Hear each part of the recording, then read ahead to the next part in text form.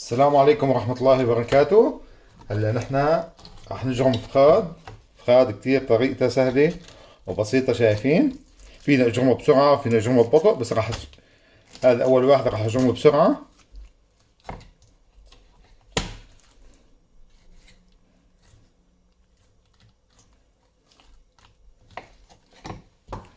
شايفين كيف؟ طبعا الأفضل إنه أجرمه ببطء هيك، ها شايفين؟ تلحق المفصل، شايفين؟ ها هذيك العظمة وين؟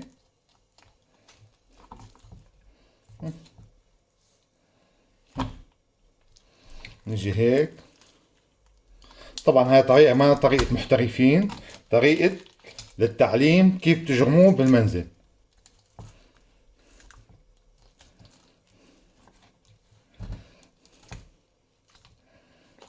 عشان ما يطلع واحد محترف اللي انا اسرع منك. اكيد انت راح تكون اسرع مني، اللي بيجرم كل يوم وبيشتغل اكيد راح يكون اسرع مني واشطر مني.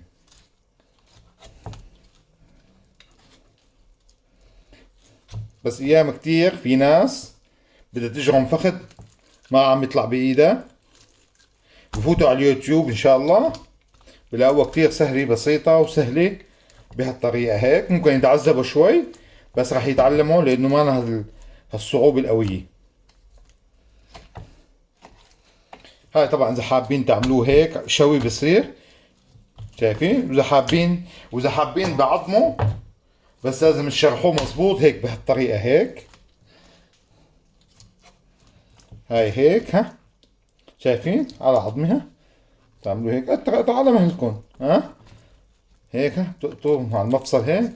هيك بصير طبعا، ها هي هيك. هيك بصير كمان للشوي.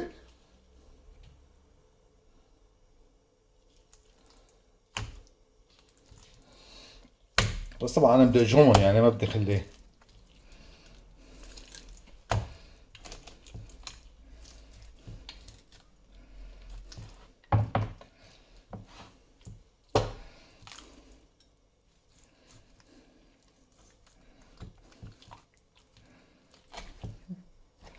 هاي خلصنا.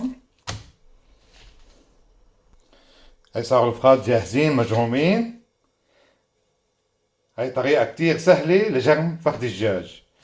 إذا عجبكم الفيديو دعمونا بلايك وشاركوا بقناتنا واعملوا شير بين أصدقائكم عشان تشوفوا كيف طريقة فخد الدجاج. كتير طريقته سهلة وبسيطة. أهلا وسهلا.